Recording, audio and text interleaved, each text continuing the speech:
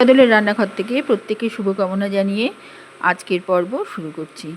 আজ আমি একটা ইউনিক রেসিপি নিয়ে এসেছি, ছোলার ডাল দিয়ে মূলো দিয়ে ডাল আমরা বিভিন্ন রকমভাবে খেয়ে থাকি, কিন্তু এই যে মূলোর ডাল, এটা হচ্ছে শুকনো শুকনো টাইপের হবে, বিভিন্ন ফ্লেভারযুক্ত। এর মধ্যে বেশ কিছু ফ্লেভার যোগ করেছি, আর মশলা খুব কম পরিমাণে। দারুণ সুস্বাদু আর স্বাস্থ্যকর। যেটা বানিয়েছি, এর মধ্যে আমি ছোলার ডাল নিয়েছি বেশ কিছুটা। এটা জল দিয়ে আমি প্রথমে ধুয়ে নিচ্ছি।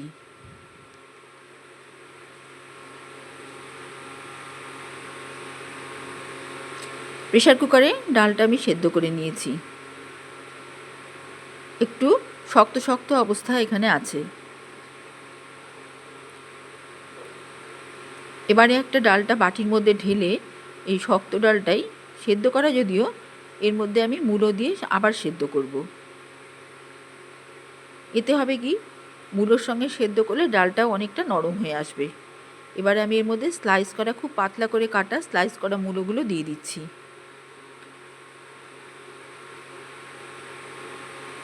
এবারে মূলোগুলো ভালো মতো ডালের সাথে সেদ্ধ হবে।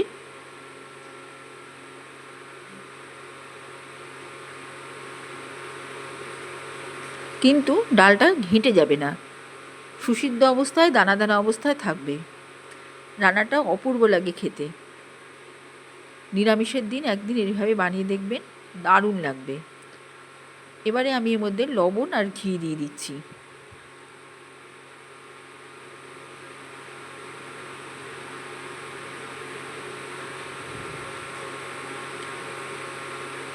এই অবস্থায় লবণ আর ঘি একসাথে ডালের সাথে মিশতে থাকবে। কড়াইশুঁটি দিয়ে দিলাম।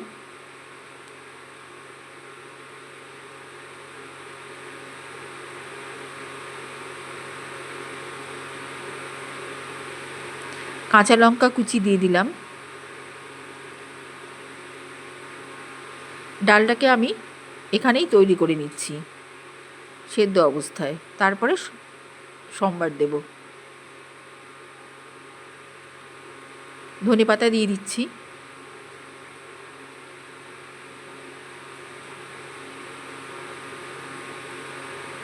এইভাবেই ডালটা আরও সুসিদ্ধ হবে।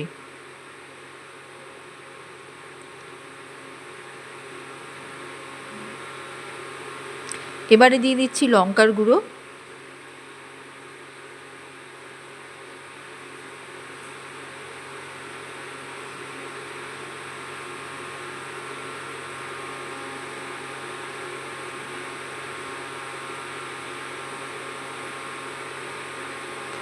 সব শুদ্ধ, এটা একেবারে সিদ্ধ হয়ে ঘন হয়ে আসবে, কিন্তু ডালটা গলে যাবে না।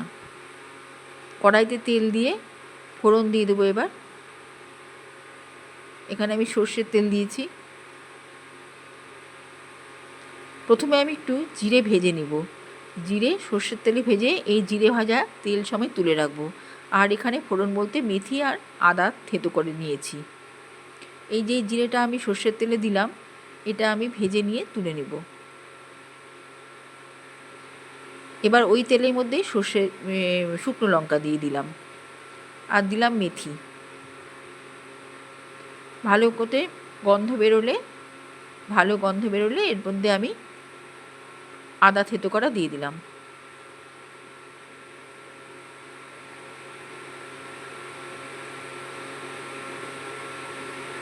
চিনি দিয়ে দিচ্ছি।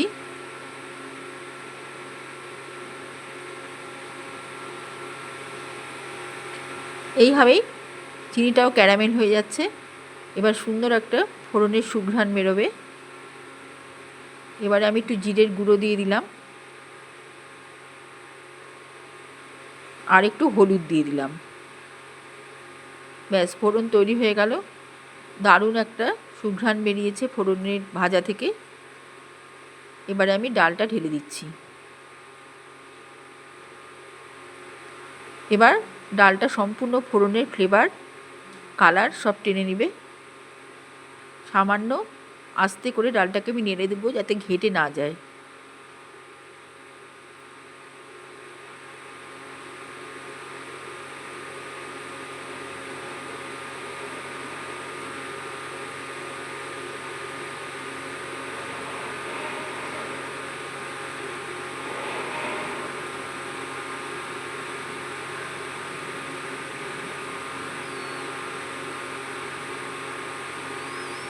এবারে আবার একটু ধনেপাতা দিয়ে দিলাম। এই ফ্লেভারটা এর সাথে মিশে ডালটাকে অতুলনীয় করে তোলে।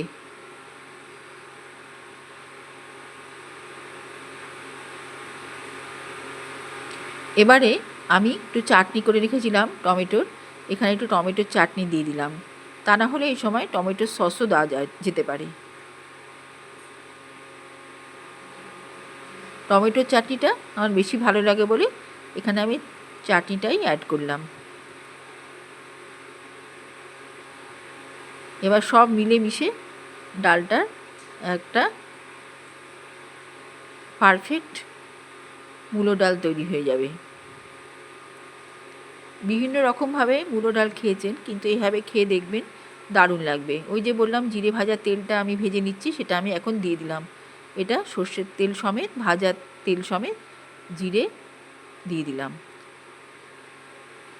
জিরেটা ভাজা সর্ষের তেলে এবং সর্ষের তেলটাই একসাথে জিরে সমেত দিয়ে দিলাম।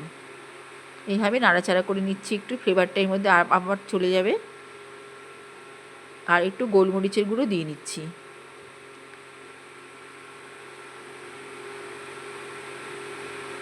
আর কিচ্ছু দেব না। ডালটা দেখে আশা করছি বুঝতেই পারছেন ডালটা কতটা লোভনীয় হবে।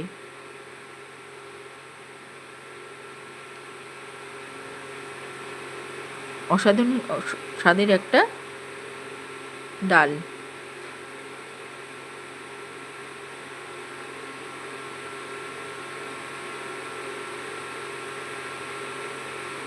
আমার রান্না এখানেই শেষ। আগামীতে আরেকটি রেসিপি নিয়ে হাজির হব। ভালো থাকবেন। চ্যানেলটি সাবস্ক্রাইব করলে ভীষণ খুশি হব।